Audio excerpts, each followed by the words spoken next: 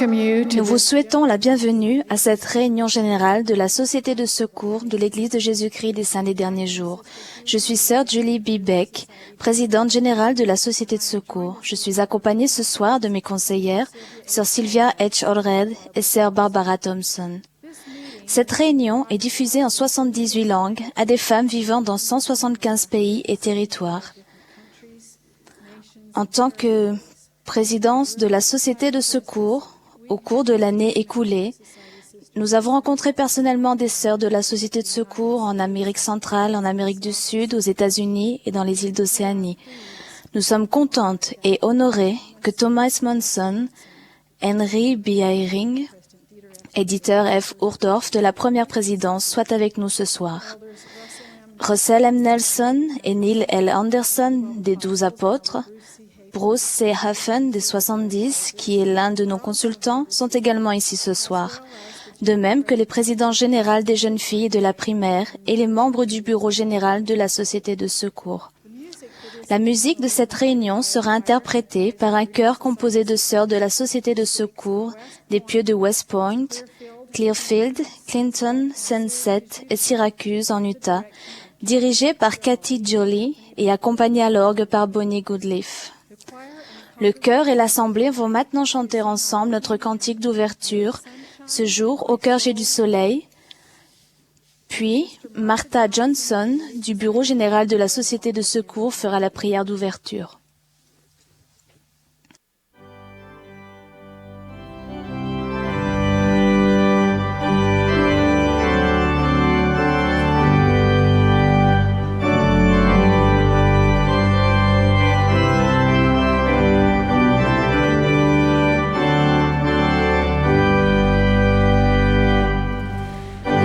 Sunshine in my soul today, for glory.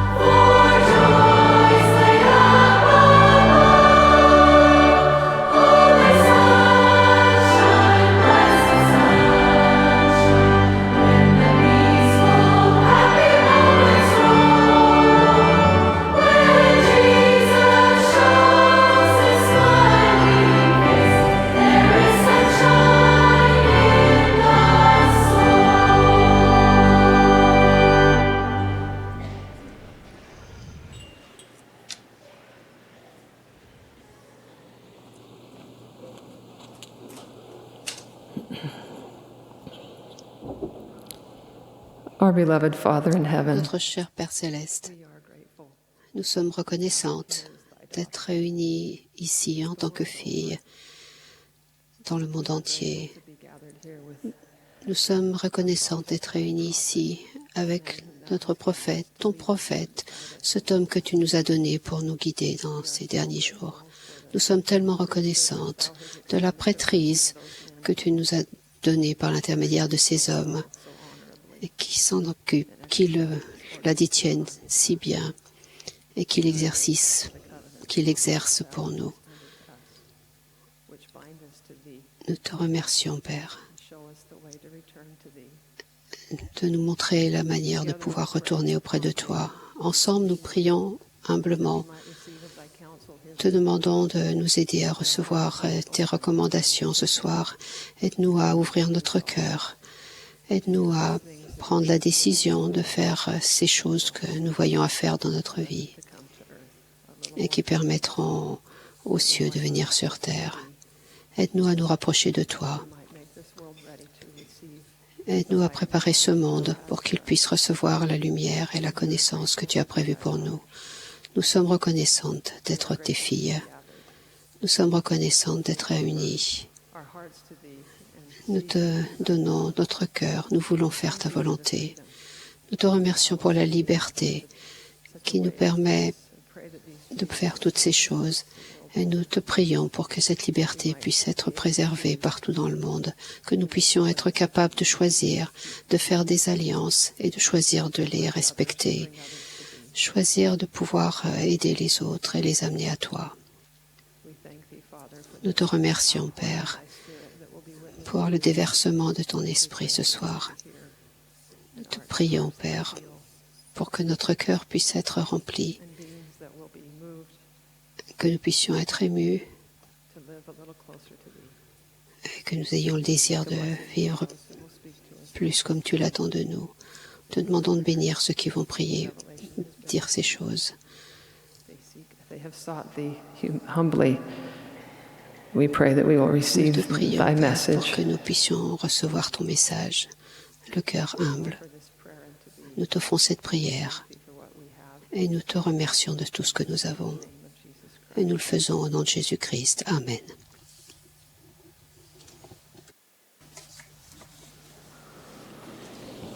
Thank you, Sister Johnson. Merci, Sir Johnson. Le président Monson m'a demandé d'être la première oratrice ce soir. Après mon discours, le chœur chantera « Nous, sœurs en Sion ». Ensuite, Sœur Sylvia H. Allred, première conseillère dans la présidence générale de la Société de secours, nous adressera la parole. Elle sera suivie par Sœur Barbara Thompson, deuxième conseillère dans la présidence générale de la Société de secours. Après le discours de Sœur Thompson, le chœur et l'assemblée chanteront « Quel fondement ferme ».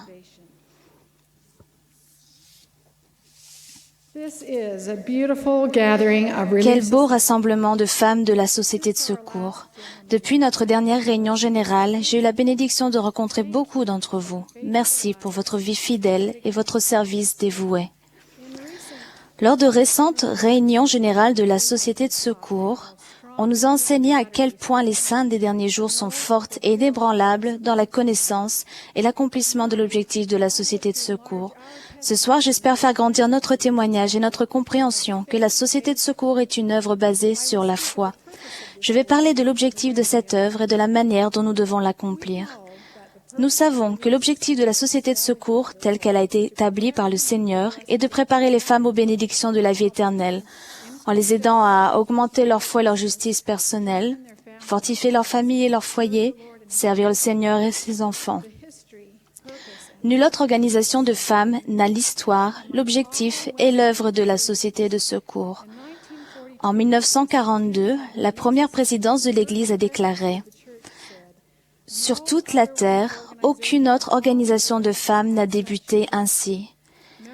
Les membres de la Société de secours ne doivent pas permettre à des intérêts hostiles ou compétitifs, de quelque nature qu'ils soient, de les détourner de leurs devoirs, obligations, privilèges, honneurs, possibilités et accomplissements dans cette grande société. Si notre appartenance à la société de secours est si importante, nous devons savoir ce qui nous rend différentes de tous les autres groupes ou organisations de femmes. Tout ce que nous faisons à la société de secours a de l'importance parce que notre Père Céleste et son Fils Jésus-Christ sont apparus à Joseph Smith et ont rétabli par son intermédiaire la plénitude de l'évangile de Jésus-Christ sur la terre. La société de secours fait partie de ce rétablissement. Joseph Smith, le prophète, a défini l'objet de la société de secours et a enseigné leurs objectifs aux sœurs, tout comme il a enseigné aux dirigeants de la prêtrise de Kirtland et de Nauvoo ce qu'étaient leurs objectifs et leur œuvre. Notre organisation continue d'être dirigée par des prophètes, des voyants et des révélateurs. La société de secours est unique car elle a été organisée selon le modèle de la prêtrise et nous fonctionnons au niveau général et local sous la direction de dirigeants de la prêtrise. Nous travaillons en partenariat avec des dirigeants de la prêtrise. Ils détiennent les clés qui leur donnent l'autorité de présider au nom du Seigneur. Nous fonctionnons à la manière de la prêtrise, c'est-à-dire que nous cherchons, recevons et suivons la révélation. Nous prenons des décisions en conseil et nous nous efforçons de prendre soin de chacun individuellement. Tout comme la prêtrise, notre objectif est de nous préparer aux bénédictions de la vie éternelle en faisant et en respectant des alliances. Par conséquent, comme pour nos frères qui détiennent la prêtrise, notre but consiste à apporter le salut, à rendre service et à devenir un peuple saint. Boyke Packer a enseigné « Les responsabilités de la société de secours sont très vastes. L'assistance à la réunion du dimanche n'est qu'une petite partie de votre devoir. Certaines d'entre vous n'ont pas compris cela et ont délaissé une grande partie de ce que la société de secours a représenté au fil des ans. La solidarité entre sœurs et ses aspects charitables et pratiques. Il a expliqué, le prophète Joseph nous a dit que la société de secours est organisée selon le modèle de la prêtrise. Lorsqu'un homme détient la prêtrise, il doit lui être totalement dévoué et loyal. L'appartenance à la prêtrise magnifie l'homme et le garçon. Où qu'il soit, quoi qu'il fasse, quelles que soient les personnes qu'il côtoie, il est attendu de lui qu'il honore sa prêtrise. Sœurs, si vous suivez ce modèle, vous servirez votre organisation, votre cause, la société de secours. Le service dans la société de secours magnifie et sanctifie chaque sœur. Vous ne devriez jamais perdre de vue votre appartenance à la société de secours. Notre objectif clairement exposé, il s'ensuit naturellement qu'il y a une bonne façon de remplir nos responsabilités. Voyons maintenant brièvement comment est organisée l'œuvre de foi de la société de secours. Le temps est l'un des biens les plus précieux que nous ayons tous. La plupart des femmes ont de nombreuses responsabilités et jamais assez de temps pour faire tout ce que leur cœur et leur esprit voudraient. Nous témoignons du respect au Seigneur et aux sœurs lorsque nous utilisons le temps de la société de secours de manière inspirée. Dieter F. Uchtdorf a enseigné. Un jour, un homme sage a fait la différence entre l'art noble de faire ce qu'il y a à faire et l'art noble encore plus noble de laisser les choses en l'état. Il a enseigné que la véritable sagesse consiste à éliminer l'accessoire. Le président Uchtdorf a ensuite demandé « Quelles sont les choses accessoires qui encombrent vos journées et vous privent de votre temps? Quelles habitudes avez-vous prises qui ne servent pas un objectif utile? Quelles sont les choses non terminées ou non commencées qui apporteraient force, sens et joie à votre vie? » Nous pouvons appliquer ces questions à toutes les réunions et activités de la société de secours. Nous tenons la réunion hebdomadaire de notre organisation le dimanche, lors des 3 heures de réunion habituelles. Il est impressionnant de penser que chaque dimanche, dans le monde entier, des milliers de groupes de sœurs se rassemblent pour faire grandir leur foi, fortifier leur famille et coordonner leurs efforts pour apporter du soulagement aux autres. Nos réunions dominicales ne durent que 50 minutes. Nous commençons donc en nous occupant des affaires importantes qui nous aideront à être plus unis et plus efficaces dans notre œuvre. Nous traitons nos affaires d'une manière brève, digne, organisée et conforme à qui nous sommes et à ce que nous devons faire. Les sœurs qui assistaient aux premières réunions de la Société de secours recevaient des enseignements de la part de prophètes et d'apôtres. De même, nous étudions les paroles des dirigeants de l'Église actuelle. Quelle bénédiction d'avoir une documentation qui enseigne la doctrine et les principes qui nous aident à appliquer l'Évangile dans notre vie personnelle et au foyer. La société de secours étant une œuvre basée sur la foi, les leçons sont plus efficaces lorsque l'enseignement est inspiré et que celle qui prêche et celle qui reçoit se comprennent et que toutes deux sont édifiées et se réjouissent ensemble. Toutes nos réunions et activités sont des réunions des sœurs de la société de secours. Depuis un certain nombre d'années, nous appelions les réunions supplémentaires de la société de secours les réunions d'édification du foyer, de la famille et de la personne. Du fait de la complexité de ce titre et de différentes interprétations concernant l'objectif de ces réunions, nous avons pris la décision d'arrêter d'appeler ces réunions édification du foyer, de la famille et de la personne.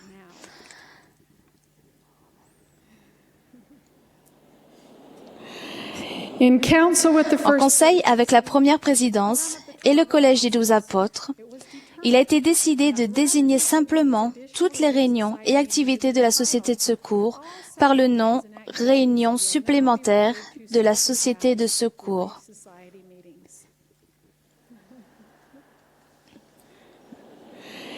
Les réunions de la société de secours qui ne se tiennent pas le dimanche seront appelées selon leur nature, activités de service, leçons, projets, conférences ou ateliers de la société de secours. Ces réunions supplémentaires peuvent être des compléments précieux à l'enseignement du dimanche, particulièrement pour les sœurs qui servent à la primaire et aux jeunes filles ou qui ne peuvent pas assister aux réunions du dimanche. Ce sont aussi de bonnes occasions d'amener nos amis non-membres et de faire participer les sœurs de la société de secours qui ne viennent pas trop à l'église. Cependant, les sœurs ne doivent pas avoir le sentiment que l'assistance à ces réunions est obligatoire. Sous la direction de l'évêque, la présidence de la société de secours de paroisse peut utiliser ces réunions pour répondre à des besoins spirituels et temporels de personnes et de familles de la paroisse et pour renforcer la solidarité et l'unité. Dans ces réunions, les sœurs apprennent et accomplissent les responsabilités charitables et pratiques de la société de secours. Elles apprennent et mettent en pratique des compétences qui les aideront à faire grandir leur foi et leur justice personnelle, à fortifier la famille et le foyer et à aider les personnes dans le besoin. Ces réunions sont destinées à aider à enseigner les compétences et les responsabilités des femmes et des mères dans le plan du Seigneur. Les femmes apprennent et appliquent les principes de la prévoyance et de l'autonomie spirituelle et temporelle. Leur solidarité et leur unité augmentent également lorsqu'elles s'instruisent mutuellement et servent ensemble. La présidente de la société de secours de paroisse supervise toutes les réunions de la société de secours. Dans le cadre de cette responsabilité, elle s'entretient régulièrement avec l'évêque de la manière dont ces réunions peuvent répondre aux besoins des personnes et des familles de la paroisse. À l'aide de la prière, la présidence de la société de secours réfléchit à la fréquence à laquelle les réunions supplémentaires de la société de secours auront lieu et à l'endroit où elles se tiendront. Elle fait une recommandation à l'évêque en tenant compte des disponibilités des sœurs, de leur situation familiale, de la distance et des frais de transport, du coût pour la paroisse, de la sécurité et d'autres circonstances locales. Les réunions supplémentaires de la société de secours se tiennent généralement à un autre moment que le dimanche ou le lundi soir. Elles se tiennent généralement tous les mois, mais la présidence de la société de secours peut recommander de le tenir plus souvent ou moins. Des efforts doivent être faits pour se réunir au moins une fois par trimestre. Au moins une sœur de la présidence de la société de secours doit assister à chaque réunion. Les dirigeantes de la société de secours prient et réfléchissent ensemble à propos des sujets qui fortifieront les sœurs et les familles et la manière de les enseigner au mieux. La présidente de la société de secours s'assure que ces projets ont l'approbation de l'évêque. Elle veille également à ce qu'ils soient conformes aux règles actuelles concernant les activités, y compris pour ce qui est des finances. Elle supervise ces réunions, mais elle peut demander à une conseillère ou à une autre sœur de la paroisse de se charger de leur planification, de leur coordination et de leur réalisation. Un sujet peut être traité dans une seule réunion ou être abordé en plusieurs leçons ou activités. Généralement, les instructrices doivent être des membres de la paroisse ou du pieu. Chaque année, une réunion ou activité peut commémorer la fondation de la société de secours et porter sur son histoire et ses objectifs. En planifiant les réunions supplémentaires de la société de secours, les dirigeantes donnent la priorité à des sujets qui permettent d'atteindre ces objectifs, comme le mariage et la famille, les arts ménagers, la prévoyance et l'autonomie, le service compatissant, le temple et l'histoire familiale, l'œuvre missionnaire et d'autres sujets indiqués par l'évêque. Lors de notre planification, nous demandons au Seigneur ce que nous avons besoin d'apprendre et de devenir pour nous préparer à la vie éternelle.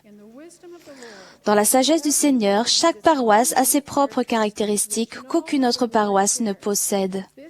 On peut comparer cela à l'ADN qui fait que chaque être humain est unique. Chaque évêque a la responsabilité de sa paroisse en particulier. Chaque présidente de la société de secours de paroisse est appelée à aider un évêque. Chaque évêque et chaque présidence de la société de secours ont reçu l'imposition des mains pour avoir l'inspiration concernant leurs responsabilités propres et non pour une autre paroisse ou un autre groupe de sœurs de la société de secours. Si nous travaillons guidés par cette compréhension, nous rechercherons la révélation et nous agirons en collaboration avec l'évêque pour atteindre les objectifs de la société de secours dans notre propre paroisse. Avec cette manière d'agir, si les sœurs et les familles ont besoin de se préparer à des états d'urgence, la société de secours peut organiser, enseigner et inspirer cette préparation. Si les sœurs et les familles ont besoin de se préparer à aller au temple, la société de secours peut s'organiser, enseigner et inspirer les sœurs à le faire. Si un évêque a besoin que les jeunes sœurs célibataires fassent connaître l'Évangile et aident leurs amis à redevenir pratiquants, la société de secours peut organiser, enseigner et inspirer cette œuvre. Si de jeunes mères ont besoin d'apprendre comment élever leurs enfants et prendre soin d'eux, la société de secours peut organiser, enseigner et inspirer cette œuvre. Si des sœurs ont besoin d'apprendre ou d'améliorer des compétences ménagères qui permettront à leur foyer d'être un centre de force spirituelle, la société de secours peut organiser, enseigner et inspirer cette œuvre. Si les dirigeants de la prêtrise ont besoin d'accomplir quelque chose d'important, ils peuvent demander à la société de secours de les aider.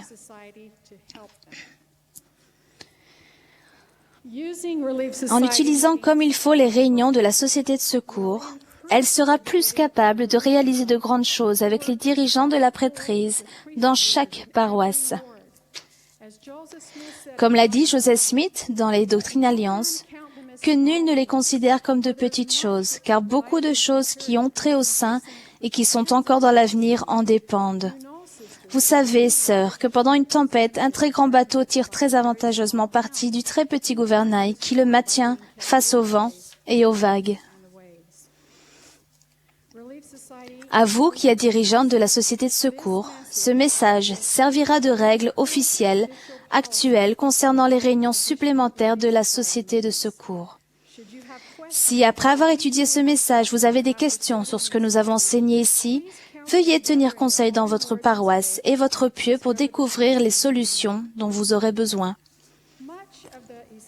La plus grande part de ce que la société de secours accomplit d'essentiel ne se produit pas lors des réunions. Parlons maintenant des visites d'enseignement. Parce que nous suivons l'exemple et les enseignements de Jésus-Christ, nous accordons de la valeur à cet appel officiel à aimer, connaître, servir, comprendre, enseigner et secourir en son nom. Dans l'Église, c'est vraiment un devoir pour lequel nous pouvons être sûrs d'avoir l'aide du Seigneur si nous la lui demandons. Grâce à cet appel, nous ne manquerons pas d'augmenter notre foi et notre justice personnelle et de fortifier notre foyer et notre famille en devenant de véritables associés du Seigneur. En dehors de sa famille, une sœur de l'Église n'a aucune autre responsabilité qui ait le potentiel de faire autant de bien que les visites d'enseignement. Puisque c'est le programme du Seigneur destiné à veiller individuellement sur ses filles, les règles qui encadrent les visites d'enseignement sont approuvées par la première présidence et sont définies dans le manuel d'instruction de l'Église. Parce que les visites d'enseignement se concentrent sur les sœurs individuellement, les dirigeantes de la société de secours n'organisent pas les femmes en groupe pour ces visites. Il est impossible à l'évêque, qui est le berger ordonné de la paroisse, de veiller sur toutes les brebis du Seigneur en même temps. Il a besoin de l'aide d'instructrices visiteuses inspirées. Nous savons que nous devons toutes choisir d'être l'ami de tous les membres de notre paroisse, mais l'évêque et la présidente de société de secours ont la responsabilité de recevoir la révélation concernant les personnes qui doivent être chargées de veiller sur chaque sœur. Dans l'idéal, chaque sœur doit veiller sur au moins une sœur de sa paroisse.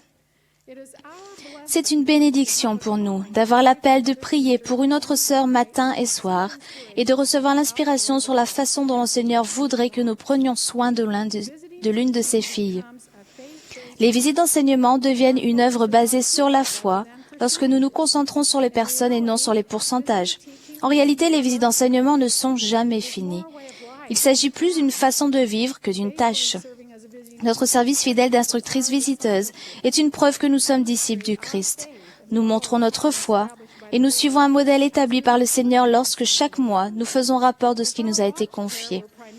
Si notre principale tâche était de faire rapport que chaque sœur de la paroisse a entendu le message des instructrices visiteuses imprimé chaque mois dans le Liaona, il serait beaucoup plus efficace de le lire à voix haute pour tout le monde lors de la réunion de Sainte Seine.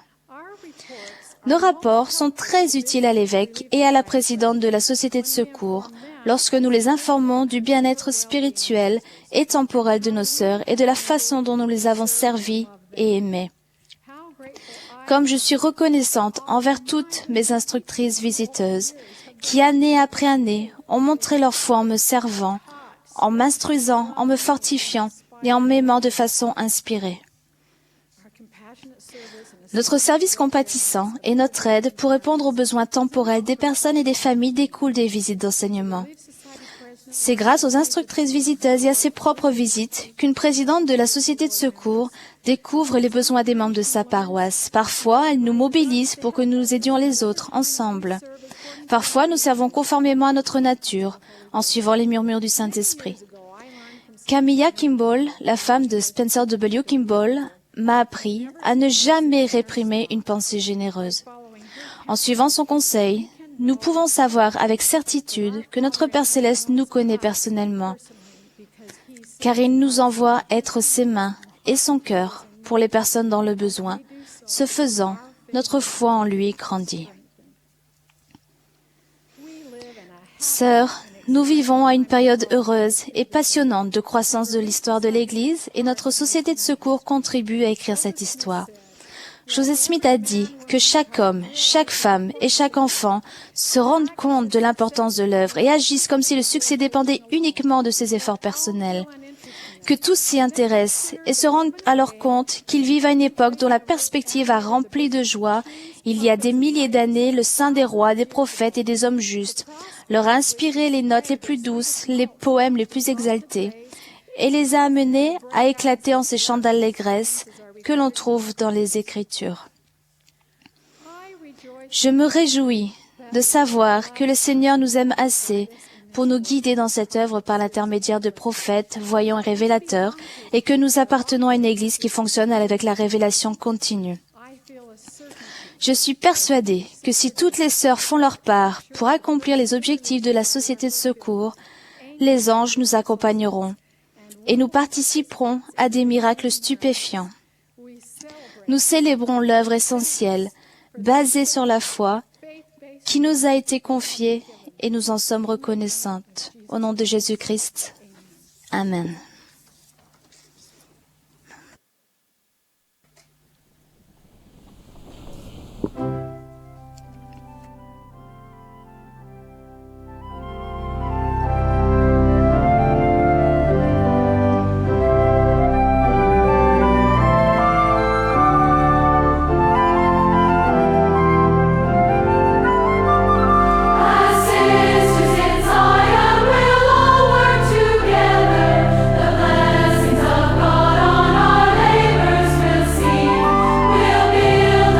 Kingdom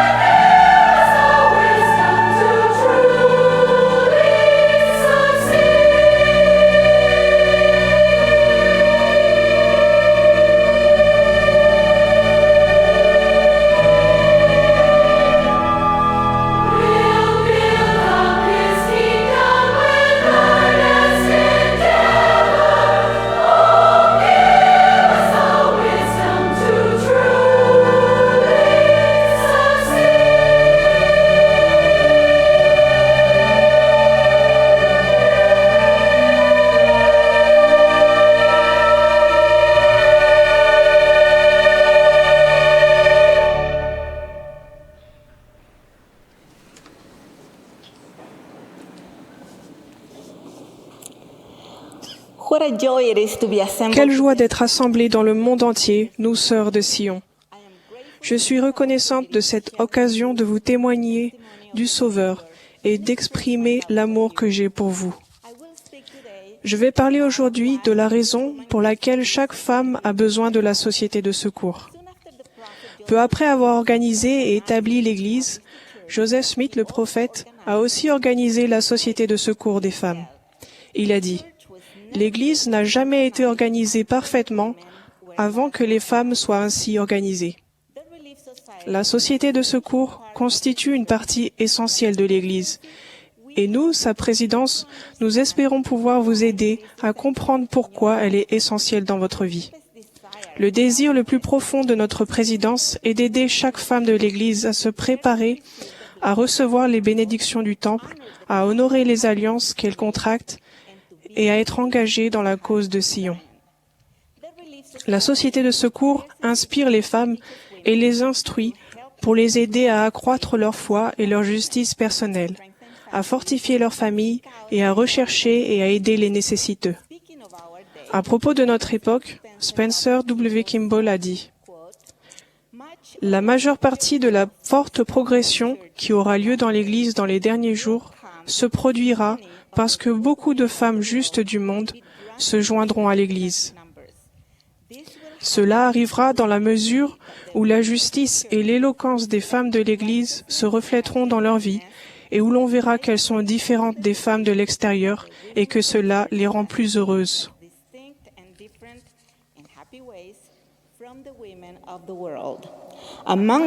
Parmi les vraies héroïnes du monde qui viendront dans l'Église se trouvent les femmes qui se soucient plus d'être justes que d'être égoïstes. Ces vraies héroïnes ont une véritable humilité qui donne plus de valeur à l'intégrité qu'à la célébrité. Il arrivera que les exemples de femmes de l'Église seront une force importante, tant pour l'accroissement numérique que pour l'accroissement spirituel de l'Église dans les derniers jours. Je crois que ces prophéties sont en cours d'accomplissement. Dans toutes les nations du monde, un grand nombre de femmes de qualité adoptent l'Évangile de Jésus-Christ. Vous êtes les véritables héroïnes dont le président Kimball a parlé. Nous vous rencontrons par milliers dans nos voyages de par le monde. Nous voyons vos bonnes œuvres, nous entendons votre témoignage sincère et nous ressentons votre esprit. Nous voyons votre visage refléter la lumière de l'Évangile. Votre bon exemple et votre bonne influence sont extraordinaires et admirables. Mais nous savons aussi que de nombreuses femmes de l'Église n'ont pas pleinement les bénédictions d'être pratiquantes dans l'Église et dans la société de secours. Nous lançons un appel à celles d'entre vous qui assistent déjà aux réunions de la société de secours. Nous vous demandons d'aller voir les femmes de vos paroisses et branches qui ne participent pas à la société de secours pour leur apprendre avec amour ce qu'elle fera pour elles. Témoignez-leur qu'elle enrichira leur foyer et leur vie personnelle. Proposez-leur d'être leur amie et leur sœur. Veillez sur elles et fortifiez-les. Aidez-nous à faire reculer la tendance à la désintégration de la famille que l'on observe dans la société. Aidez vos sœurs à se tourner vers le Seigneur et vers son plan du bonheur destiné à ses enfants. Elles trouveront une orientation du réconfort, de la paix et de l'inspiration. Elles sauront que notre Père Céleste les aime et leur porte un intérêt immense. Que fait la société de secours pour les femmes qui acceptent le don d'être pratiquantes dans cette organisation? Quelle bénédiction apporte-t-elle à la famille et au foyer? Ma mère venait de se convertir à l'Église quand elle a été appelée présidente de la société de secours dans notre petite branche de San Salvador. Elle a dit au président de branche qu'elle manquait d'expérience, de préparation et qu'elle ne se sentait pas à la hauteur.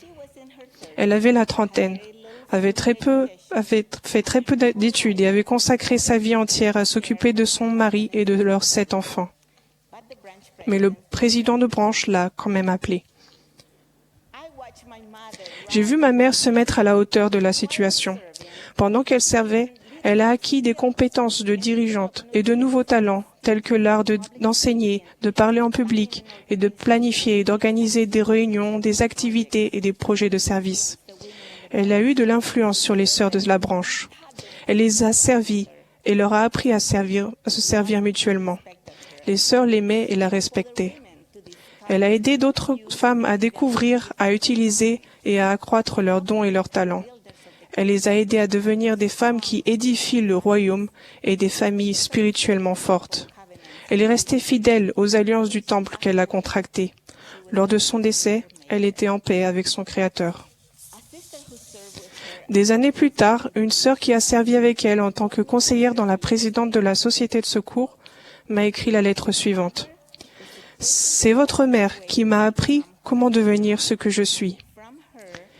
Elle m'a appris la charité, la bonté, l'honnêteté et la responsabilité dans nos appels. Elle a été mon guide et mon exemple. J'ai maintenant 80 ans, mais je suis resté fidèle au Seigneur et à son évangile. J'ai fait une mission et le Seigneur m'a grandement béni.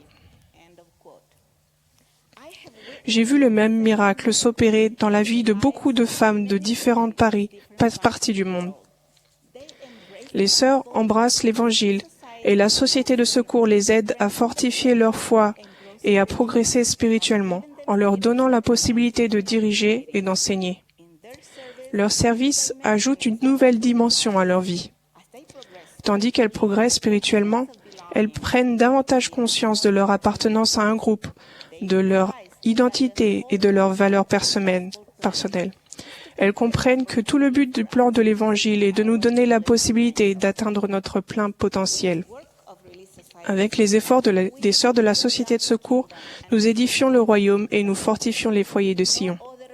Aucune autre organisation de l'Église ne peut rendre le même service que la Société de secours.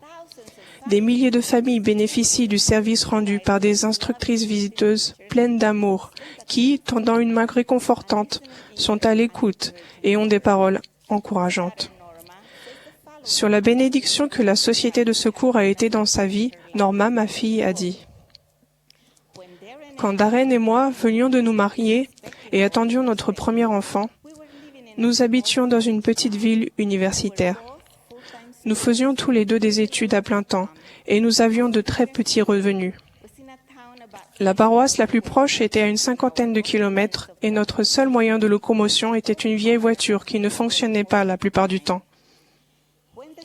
Quand les sœurs de la paroisse se sont aperçues de notre situation, elles se sont immédiatement mobilisées pour que l'une d'elles nous prenne toujours en voiture pour aller à l'église et en revenir le dimanche et pour d'autres activités.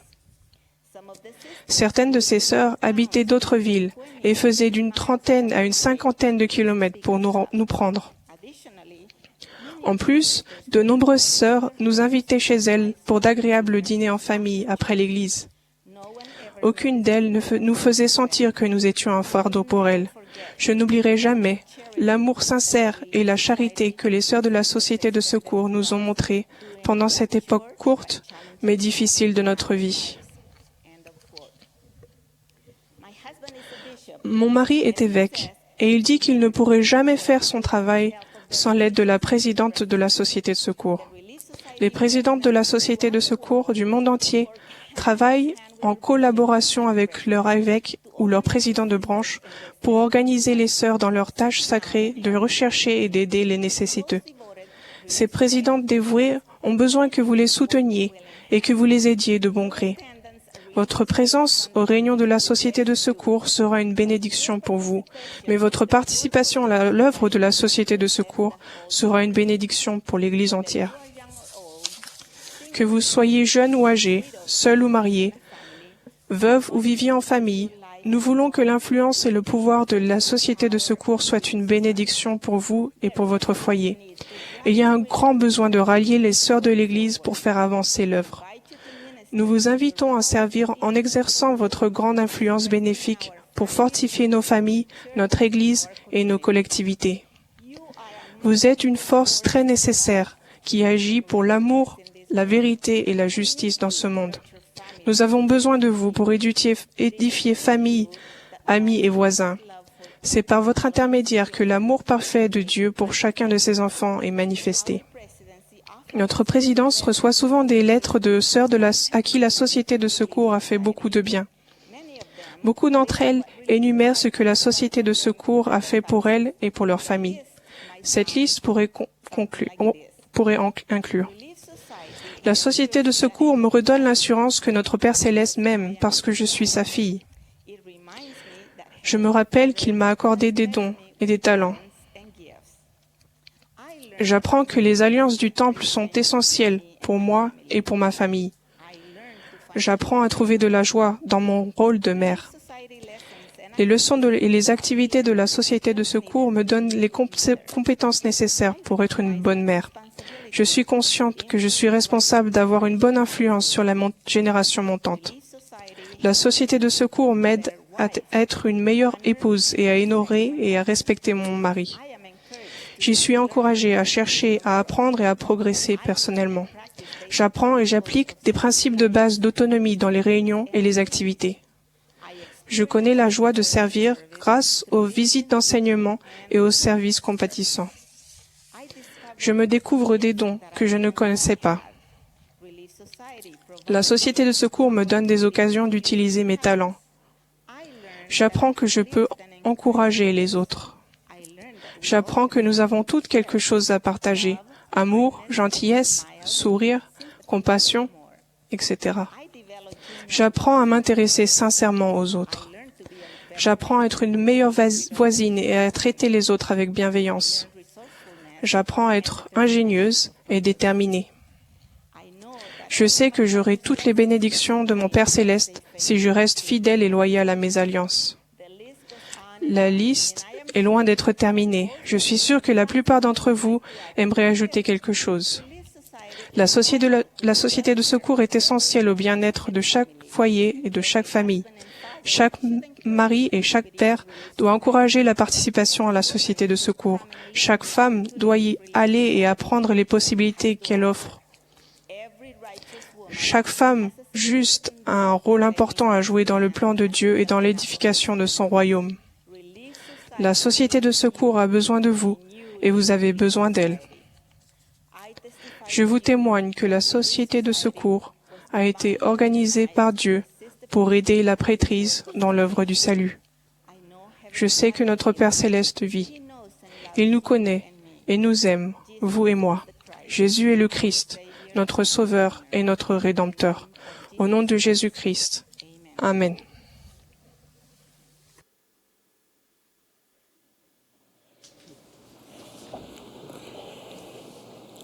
Il y a quelques années, j'ai rendu visite à de chers amis à Londres. À cette occasion, j'ai pris le métro souterrain que les gens utilisent pour se déplacer.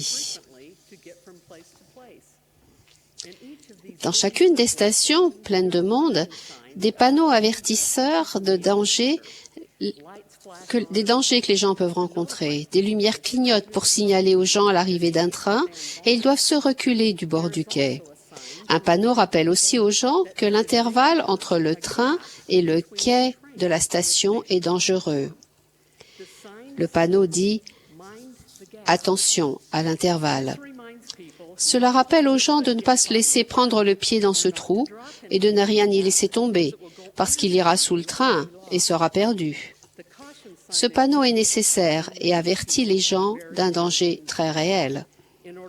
Pour ne pas courir de danger, les gens doivent faire attention à l'intervalle. Beaucoup d'entre nous ont des intervalles dans leur vie. C'est parfois la différence entre ce que nous savons et ce que nous faisons réellement, ou entre nos buts et ce que nous accomplissons réellement. Ces intervalles peuvent nous rappeler comment nous pouvons nous améliorer, ou, si nous les ignorons, être pour nous des pierres d'achoppement. Je veux parler de quelques intervalles que je vois dans ma vie ou dans la vie d'autres personnes. Voici ceux que je traiterai ce soir. Le premier est celui qui existe entre le fait de croire que l'on est fille de Dieu et celui de savoir dans son cœur et dans son âme qu'on est une fille précieuse et bien-aimée de Dieu. Le second se trouve entre l'accomplissement du programme des jeunes filles et la transformation en un membre qui participe pleinement à la société de secours, qui est l'organisation du Seigneur pour les femmes. Le troisième est celui qui peut exister entre le fait de croire en Jésus-Christ et le fait d'être vaillant dans le témoignage de Jésus-Christ. Premièrement, l'intervalle entre croire et savoir qu'on est une fille bien-aimée de Dieu. La plupart d'entre nous qui sommes dans l'Église depuis un certain temps ont chanté « Je suis enfant de Dieu ». Je chante ce chant depuis ma tendre enfance et j'ai toujours cru ce qu'il dit. Même si la plupart d'entre nous croient que c'est vrai, il semble qu'à certains moments d'épreuve ou de difficulté, nous ayons tendance à en douter ou à l'oublier. Certains disent par exemple, « Si Dieu m'aimait vraiment, il ne permettrait pas que mon enfant ait cette maladie. Si Dieu m'aimait vraiment, il me trouverait un mari digne pour que je puisse me marier et être scellée dans le temple sacré. Si Dieu m'aimait, nous aurions assez d'argent pour acheter une maison pour notre famille. Ou, j'ai péché, alors il est impossible que Dieu puisse encore m'aimer. » Malheureusement, nous entendons bien trop souvent ce genre de déclaration. Vous devez savoir que rien ne peut vous séparer de l'amour de Christ.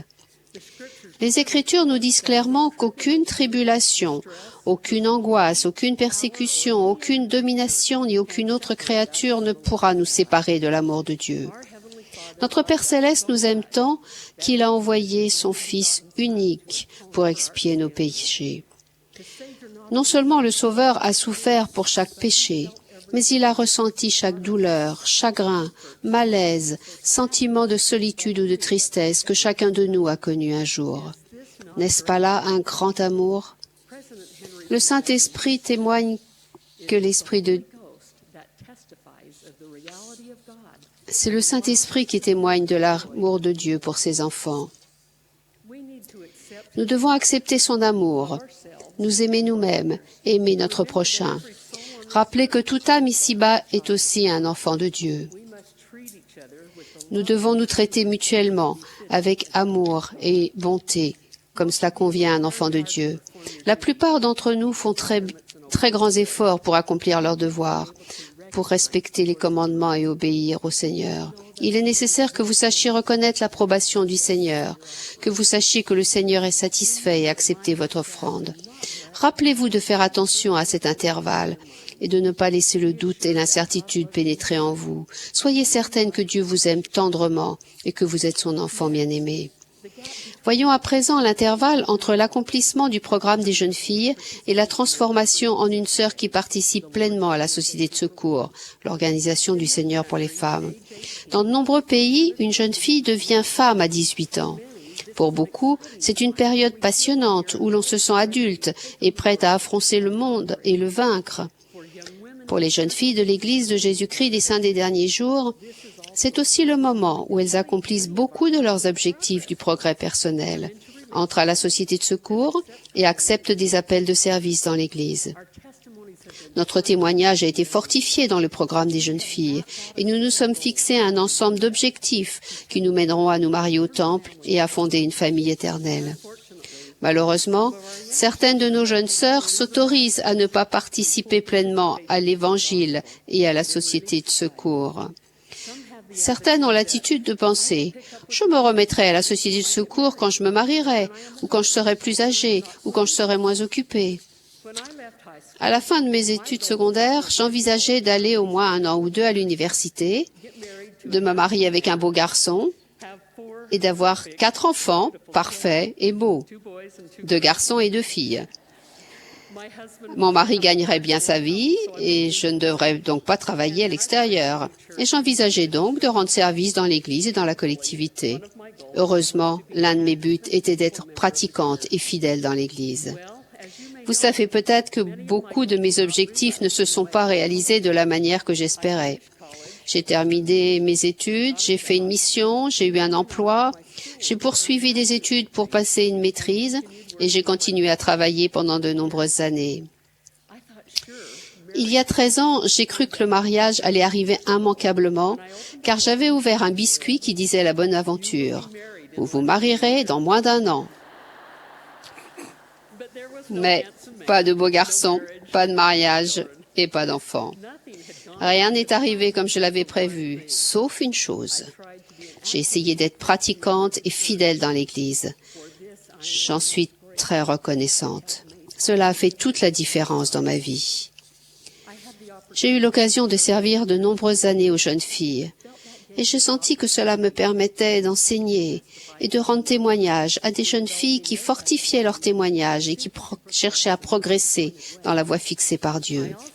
J'ai aussi eu la possibilité de servir à la Société de secours, ce qui m'a aidé à apprendre à servir les autres et à accroître ma foi, et m'a donné un magnifique sentiment de faire partie d'un groupe. Bien que n'étant pas mariée et n'ayant pas eu d'enfant, j'ai eu le sentiment que ma vie avait un sens. Mais j'ai eu quelques moments de découragement où je remettais le plan en question. Une collègue de travail qui n'était pas membre de l'Église m'a dit un jour « Pourquoi continues-tu à fréquenter une Église qui met tant l'accent sur le mariage et la famille ?» J'ai répondu simplement « Parce qu'elle est vraie. Je peux être autant célibataire et autant sans enfant en dehors de l'Église, mais avec l'Église et l'Évangile de Jésus-Christ dans ma vie, j'ai trouvé le bonheur et j'ai compris que j'étais sur le chemin que le Sauveur voulait que je suive. J'ai trouvé la joie et j'ai eu de nombreuses occasions de servir, d'aimer et de progresser. Rappelez-vous, ce n'est pas seulement ce que vous tirez de votre participation active à la Société de secours qui compte, mais aussi ce que vous pouvez donner et apporter. Mes chères sœurs, et surtout vous, les jeunes adultes, je vous témoigne que Dieu vous aime. Il ne vous oublie pas. Il a un plan pour vous. Il a besoin que vous serviez ses enfants. Il a besoin que vous soyez des femmes pratiquantes et fidèles dans l'Église. Il a besoin que vous aidiez le faible en lui tendant la main.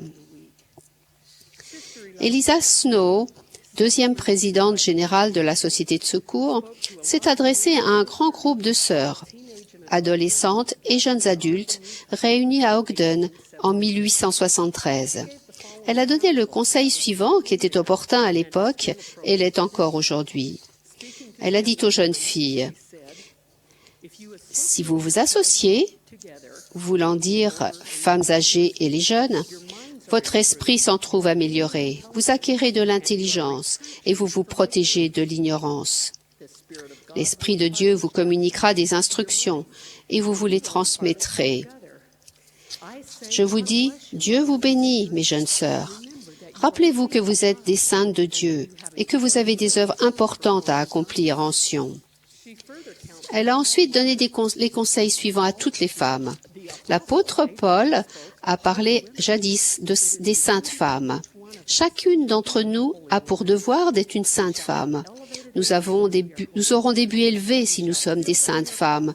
Nous nous sentirons appelés à accomplir des devoirs importants. Personne n'en est exempt. Aucune sœur n'est isolée, ne se trouve dans une sphère si étroite qu'elle ne peut pas faire beaucoup en vue de l'établissement du royaume de Dieu. Veuillez faire attention à cet intervalle et ne laissez en aucune manière celui d'être non pratiquante s'immiscer dans votre Église. Vous avez besoin de l'Église et l'Église a besoin de vous. Et finalement, l'intervalle entre croire au Seigneur Jésus-Christ et être vaillant dans le témoignage de Jésus-Christ. Beaucoup de gens croient en Jésus-Christ, croient qu'il est né de Marie dans des circonstances modestes à Bethléem il y a bien des années. La plupart croient qu'en grandissant, il est devenu un grand pédagogue et une âme noble. Certains croient qu'il nous a donné un ensemble de principes et de commandements de valeurs, et que si nous suivons ses enseignements et respectons ses commandements, nous serons bénis. Cependant, nous, saints des derniers jours, savons que nous devons faire plus que croire au Christ.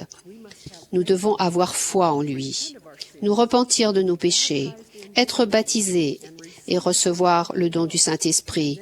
Puis, nous devons persévérer jusqu'à la fin. Nous devons rendre témoignage aux autres.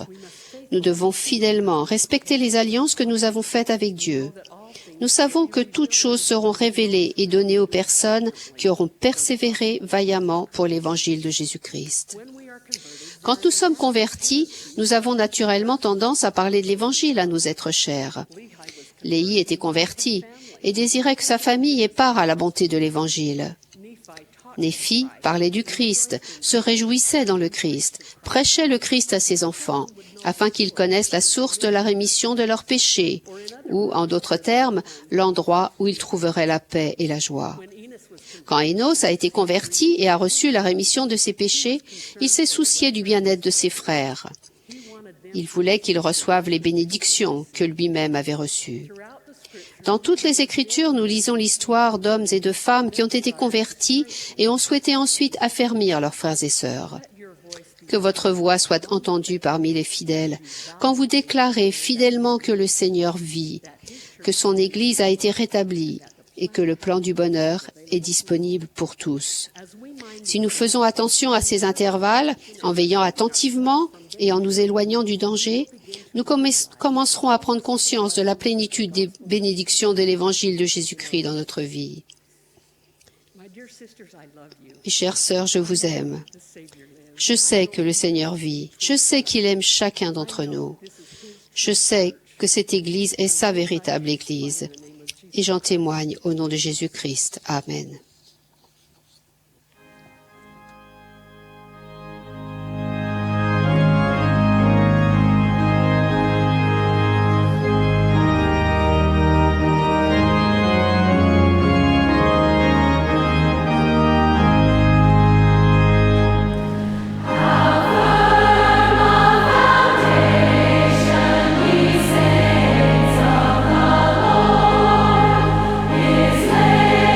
For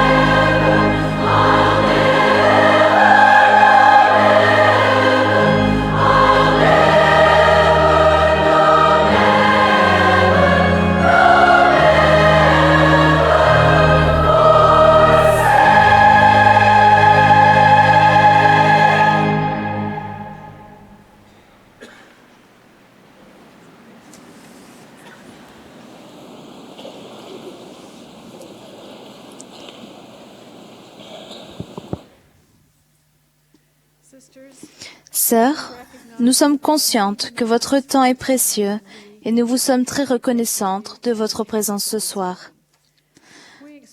Nous remercions les sœurs et les dirigeantes de la Société de secours qui consacrent leur vie et leur foi à cette grande œuvre. Nous remercions le chœur de sa participation et nous rendons hommage aux nombreuses personnes qui ont permis la réussite de cette réunion. À présent, nous aurons l'honneur d'écouter Henry B. Eyring, premier conseiller dans la première présidence. Après le discours du président Eyring, le chœur chantera notre cantique de clôture, Vers Sion. Sœur Carol M. Stephens, du bureau général de la Société de secours, fera ensuite la prière de clôture. Président Eyring.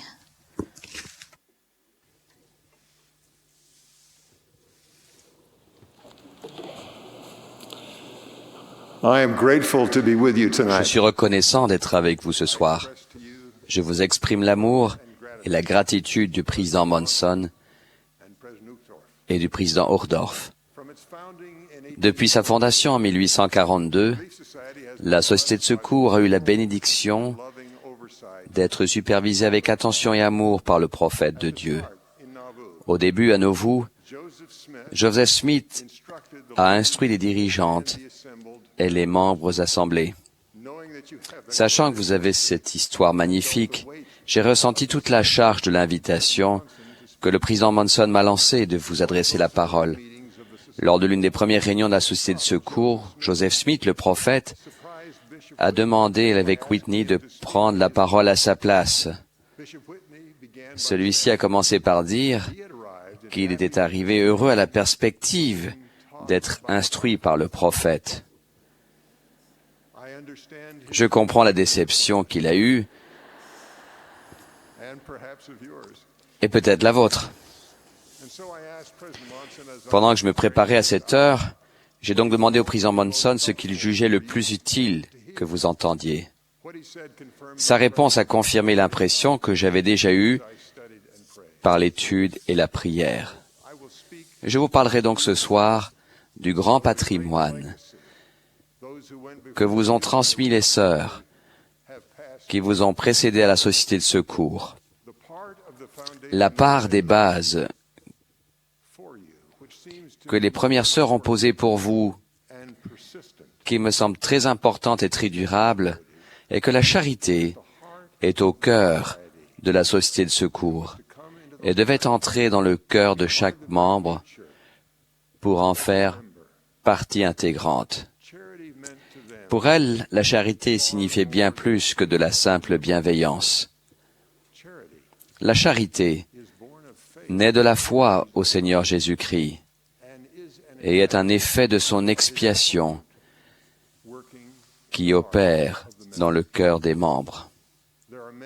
Il y a beaucoup de groupes de femmes bienveillantes qui font beaucoup de bien.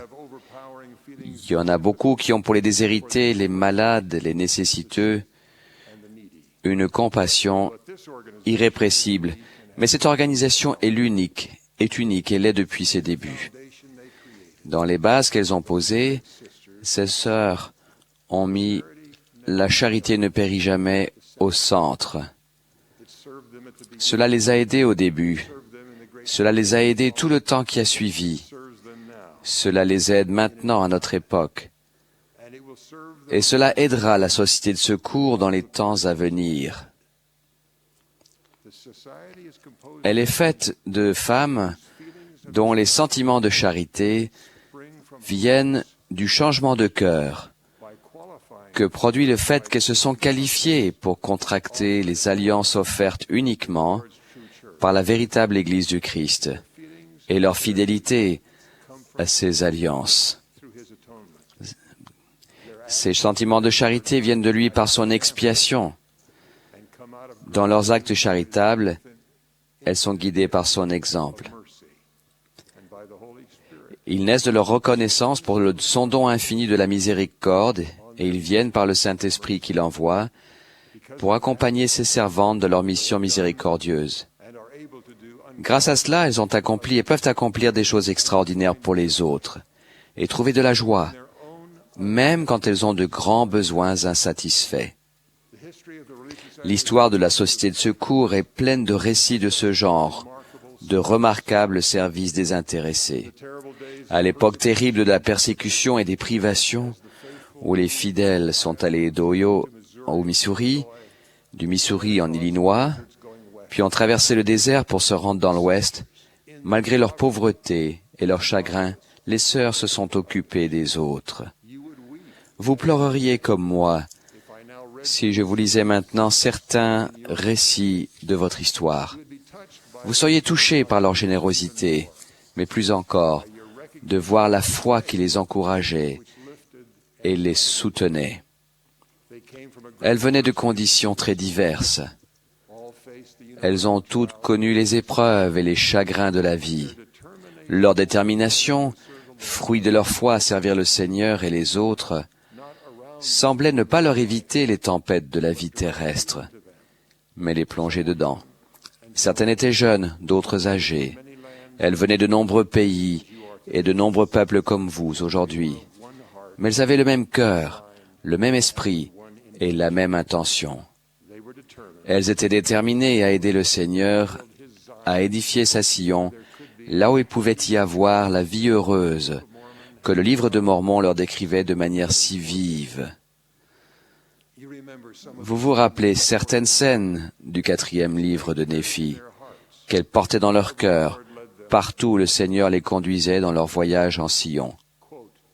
Je cite, « Il arriva que la 36e année, le peuple fut entièrement converti au Seigneur, sur toute la surface du pays, tant les Néphites que les Lamanites. Il n'y avait pas de querelle ni de controverse parmi eux. Et tous les hommes pratiquaient la justice les uns envers les autres. Ils avaient tout en commun. C'est pourquoi il n'y avait ni riches ni pauvres, ni esclaves ni hommes libres, mais ils étaient tous affranchis et participants du don céleste. Il arriva qu'il n'y eut pas de querelle dans le pays, à cause de l'amour de Dieu qui demeurait dans le cœur du peuple.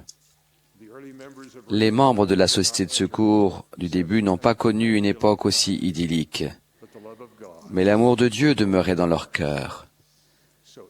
Voilà ce que la Société et ses sœurs ont enduré pendant leur voyage vers l'Ouest et dans les années qui ont suivi. À cause de conditions difficiles pendant plus de 40 ans, la Société de secours a cessé de fonctionner en tant qu'organisation générale de l'Église. Mais en 1866, Brigham Young, appelé Eliza Snow, a aidé les évêques à organiser des sociétés de secours. Elle a été appelée comme deuxième conseillère dans la présidence générale de la Société de secours en 1880. Les registres de l'organisation montrent que quand les dirigeants abordaient les sœurs de toute l'Église pour relancer la Société de secours, ils se sont aperçus que la charité n'avait pas diminué dans leur cœur. Elles avaient continué à tendre une main miséricordieuse aux nécessiteux. Pour celles qui étaient restées fidèles à leurs alliances, le don de la charité, l'amour pur de Christ, avait continué. Elles l'avaient encore. Pendant les années suivantes, la Société de secours a accru ses effectifs et développé ses forces pour servir les nécessiteux. Sous la direction de femmes dotées d'une grande vision et de grandes capacités, la Société de secours a pris la direction pour commencer à rendre des services charitables pour les nécessiteux, services qui n'existaient pas dans les régions de la frontière. Elles ont créé un petit hôpital. Elles ont soutenu des femmes pour qu'elles aillent dans l'Est recevoir une formation médicale pour travailler dans cet hôpital. Cela a été le début de l'un des plus grands services hospitaliers des États-Unis. Elles ont lancé des programmes qui, au fil des années, sont devenus ceux des services sociaux de l'Église au niveau mondial. Elles ont créé un réseau de silos à grains si efficace qu'elles ont pu répondre à une demande d'aide du gouvernement fédéral pendant une période de guerre et de crise. Elles ont lancé ce qui est devenu la primaire et ce qui est devenu l'organisation des jeunes filles de l'Église. Elles ont lancé leur propre magazine pour les femmes. Elles sont devenues l'une des plus grandes organisations de femmes au monde. Elles font aussi partie des dirigeantes d'organisations de femmes aux États-Unis. La Société de secours a été au cœur des débuts des efforts de l'Église pour apporter son aide humanitaire dans le monde entier. Quand ils visitent l'Utah, les dirigeants des nations expriment leur émerveillement et leur admiration pour ce que l'Église accomplit en faveur des pauvres et des victimes de guerres et de catastrophes naturelles dans le monde entier. Ces dons remarquables faits aux enfants de Dieu font partie du patrimoine durable de la Société de secours. Joseph Smith, le prophète, a dit aux sœurs de la Société de secours lors de ses premières réunions que ces choses remarquables seraient le résultat de leur service fidèle. Il a dit que des reines viendraient apprendre de leur service et y participer. J'ai vu l'accomplissement de cette prophétie et je vois, d'après les annales, qu'une promesse scripturaire faite à ceux qui servent le Seigneur dans son œuvre a aussi été accordée à ces pionnières de la Société de secours. Cette promesse, faite par Joseph Smith, le prophète, est enregistrée dans la section 88 des Doctrines et Alliances.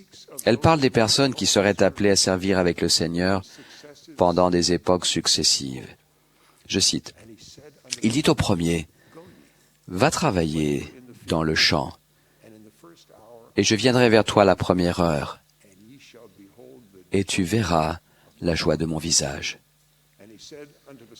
Il dit au deuxième, « Va aussi dans le champ, et à la deuxième heure, je te rendrai visite, et tu verras la joie de mon visage. » Et également au troisième en disant, « Je te rendrai visite, et au quatrième, et ainsi de suite, jusqu'au 12e. Et le Seigneur du champ alla vers le premier, à la première heure, et demeura avec lui pendant toute cette heure.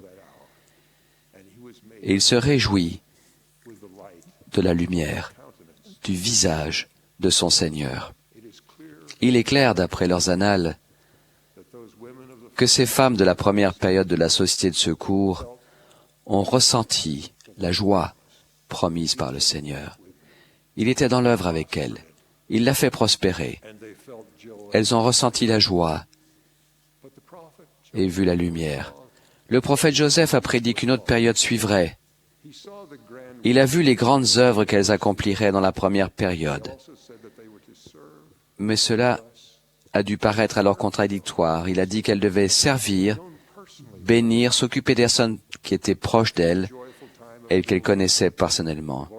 Après une période de joie à servir, il a dû être difficile pour les dirigeantes de la Société de secours d'être conduites par le Seigneur dans une autre époque, loin des champs qu'elles avaient cultivés si magnifiquement. Je sais qu'il a été difficile pour les hommes qui ont hérité du service hospitalier, qu'ils avaient élargi sur les bases que la Société de secours avait établies. Par l'intermédiaire de ses prophètes, le Seigneur a expliqué que ses serviteurs de la prêtrise pouvaient faire confiance à d'autres pour entretenir et édifier ce puissant moyen de faire du bien et se tourner davantage vers des champs où travaillait le Seigneur à sauver les âmes éternelles des enfants de son Père. Et l'Église a donc cédé son excellent système hospitalier. Je connais, j'admire les hommes qui avaient eu la joie de servir dans ce service hospitalier. Et j'ai vu qu'ils reconnaissaient que la joie venait de travailler avec le Seigneur et non de leurs propres accomplissements. Ils ont donc souri et cédé avec joie ce qu'ils avaient construit sans se sentir dépossédés ni rabaissés.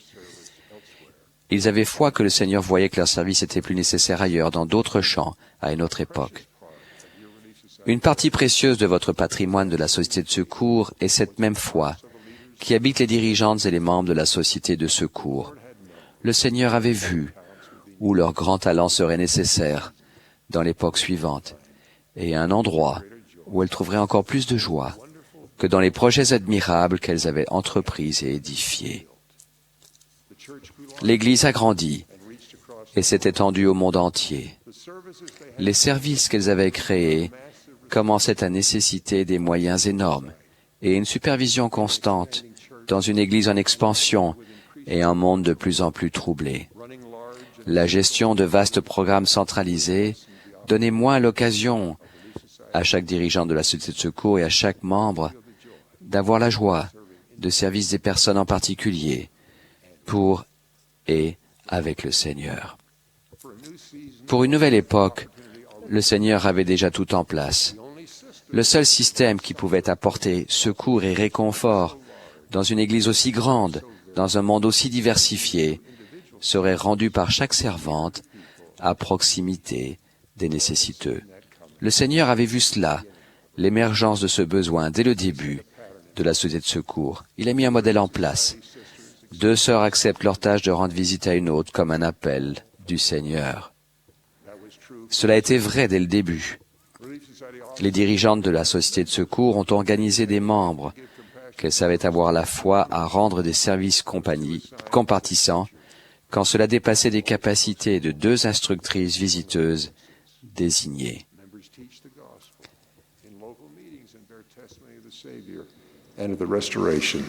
Les membres enseignent l'Évangile dans les réunions locales et rendent témoignage du Sauveur et du rétablissement. Des filles veillent sur des mères écoutaient et instruisaient des filles et veillaient sur elles.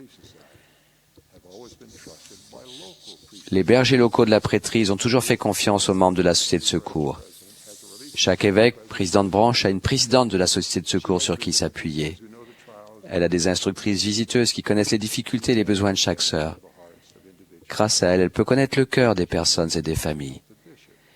Elle peut répondre aux besoins et aider l'évêque dans son appel d'édifier les personnes et les familles. Une partie admirable du patrimoine de la société de secours est évidente dans la manière dont la prêtrise fait preuve de respect à son égard et en reçoit d'elle en retour. Je l'ai vu, et vous aussi. Il y a des années, notre évêque m'a dit avec un sourire, « Comment se fait-il que quand je vais voir un nécessiteux de la paroisse, votre femme semble toujours être passée avant moi ?» Chaque évêque et chaque président de branche qui a la moindre expérience s'est senti inspiré par l'exemple des sœurs de la société de secours. Elle nous aide à nous rappeler que pour tous, femmes et hommes, il n'y aura pas de salut sans service compatissant. Vous, femmes d'un certain âge, rappelez-vous que Mary J. Romney a cité le passage d'écriture suivant quand il a dit qu'il était aussi déterminé que les sœurs à rendre fidèlement ce service. Il a cité Mosia, « Et maintenant, pour les choses que je vous ai dites, c'est-à-dire pour conserver de jour en jour le pardon de vos péchés, afin de marcher innocent devant Dieu, je voudrais que vous vous accordiez de vos biens aux pauvres, chaque homme selon ce qu'il a, comme nourrir les affamés, vêtir les nus, visiter les malades et leur apporter du soulagement, tant spirituellement que temporellement selon leurs besoins. À présent,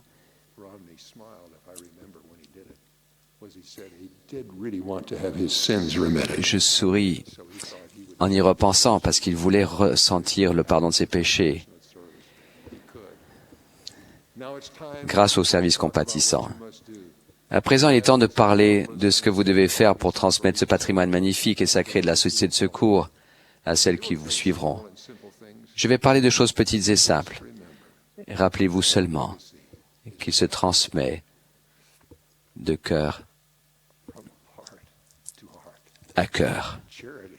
La charité, l'amour pur du Christ, fait partie du grand changement de cœur que le Seigneur promet à ses disciples fidèles. Il n'est donc pas difficile de voir les choses simples que vous pouvez et devez faire pour transmettre le patrimoine. Chaque fois que vous et votre compagne vous préparez à aller faire des visites d'enseignement, vous devez vous rappeler ce que sera la réussite. Elle sera plus que de passer la porte. Elle sera plus que de donner un message. Elle sera plus que de demander quelle aide vous pouvez apporter. La réussite ne viendra peut-être qu'après de nombreuses visites. Et peut-être ne verrez-vous pas dans ce monde la preuve de votre réussite. Mais vous pouvez ressentir par l'esprit que vous vous en approchez. Avec une sœur de la société de secours, j'ai parlé d'une visite qu'elle a faite. Elle venait de perdre son mari d'une manière soudaine et tragique. C'était l'évêque qui avait suggéré qu'elle fasse cette visite. Elle avait eu dans les dernières années que des contacts intermittents avec la société de secours. L'instructrice visiteuse s'était préparée en s'arrêtant à un magasin pour acheter des fleurs. C'était une période où les tulipes étaient disposées en de nombreuses couleurs pour être vendues. Elle a choisi une couleur, sa préférée, mais s'est ensuite poussée à en choisir une autre. Elle ne savait pas pourquoi elle avait choisi le jaune, mais c'est ce qu'elle a fait. Quand elle a offert les tulipes jaunes à la porte, la femme a souri et a dit « Venez, voir mon jardin derrière la maison. » Il était plein de tulipes complètement écloses. La femme a dit « Je me demandais si je devais en couper pour la maison. Mais maintenant, je peux les laisser et en profiter un peu plus longtemps dans mon jardin, puisque vous m'avez apporté celles-ci. Elles ont bavardé agréablement comme si elles étaient d'anciennes amies. Grâce à cette impression d'apporter des fleurs et de choisir des tulipes jaunes, cette instructrice visiteuse a eu la preuve qu'elle était en mission pour le Seigneur. J'ai pu ressentir la joie dans sa voix lorsqu'elle m'en a parlé. Elle ne savait pas ce que la veuve avait ressenti après la visite. Mais si c'était que Dieu l'aimait et qu'il lui avait envoyé un ange, l'instructrice visiteuse l'avait aidé à parcourir la route qui mène au succès, aux yeux du Seigneur. Cette visiteuse n'aura peut-être que dans le monde à venir la confirmation de la réussite qu'ont produit ses efforts fidèles. C'est vrai pour deux instructrices visiteuses qui ont sans arrêt apporté de l'amour à une autre veuve qui habitait à proximité, dans une maison de retraite. Après de dures épreuves, elle est décédée il y a que quelques semaines. D'après ce que m'a appris un fils de la veuve, je suis confiant que ces instructrices ont réussi. Elles éprouveront le bonheur décrit par la mère de Joseph Smith, le prophète aux sœurs, qu'il a décrit lors d'une réunion de la société à laquelle il a assisté.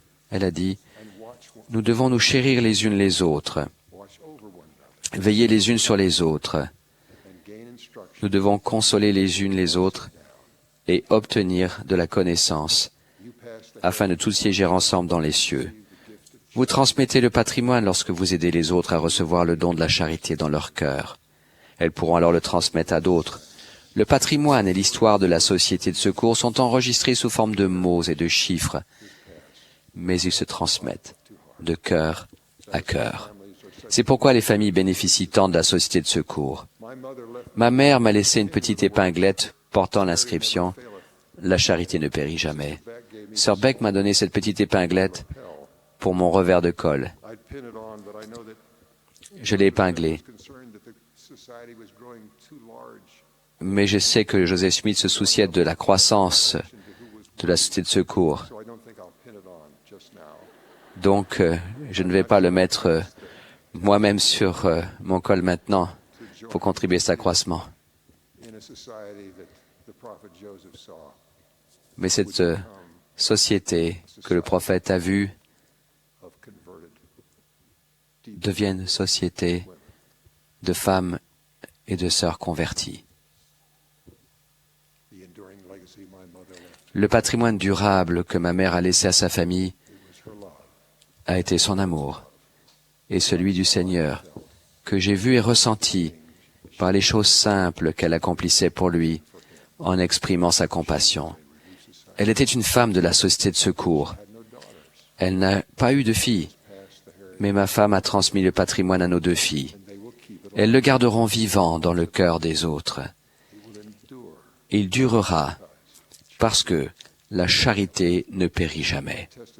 Je témoigne que la charité est l'amour pur du Christ. Il vit en le servant, et en servant les autres avec lui, nous ressentons sa joie. Par son expiation, il a permis de supplier pour avoir le don de la charité et de le recevoir. Je sais que notre Père Céleste vit et répond à nos prières. Vous êtes membre d'une société fondée et mise en marche par le prophète du rétablissement, Joseph Smith. Sœur Beck et ses conseillères ont été appelées par inspiration divine donner un prophète vivant. Je sais que c'est vrai. Vous avez un patrimoine magnifique. Je prie Dieu de vous inspirer, de le préserver et de le transmettre afin de bénir les générations et les époques à venir et de leur apporter la joie. Au nom sacré de Jésus-Christ que nous servons. Amen.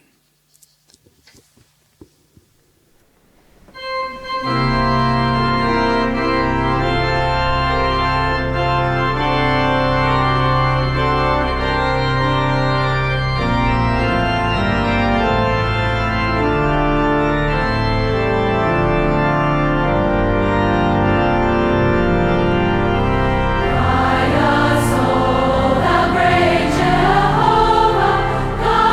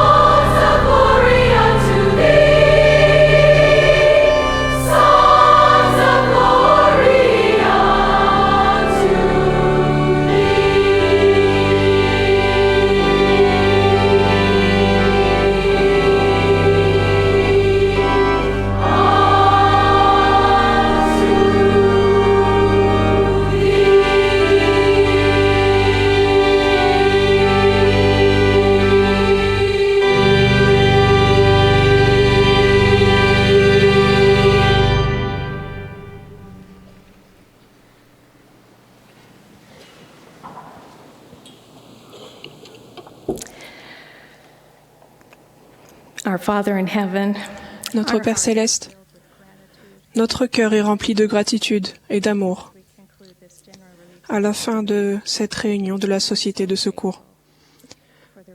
Nous te remercions pour le rétablissement de l'Évangile à cette époque, pour la plénitude de l'Évangile et de pouvoir être pleinement participante. Nous te remercions pour le rétablissement de la prêtrise et nous te remercions d'être guidés par un prophète. Nous te remercions beaucoup pour le président Monson. Nous l'aimons et nous le soutenons. Nous te remercions pour ses conseillers. Nous te remercions beaucoup pour tous les dirigeants de la prêtrise qui nous soutiennent dans cette œuvre importante de la Société de secours. Nous te remercions de pouvoir être des partenaires avec eux dans cette grande œuvre pour te servir sur cette terre. Nous te demandons de nous accorder plus de charité. Bénis-nous pour que nous puissions chercher la compréhension et prendre tout cela dans notre cœur. Nous te remercions, notre Père céleste, pour le patrimoine des sœurs qui sont venues avant nous et de pouvoir avoir la chance d'être ici.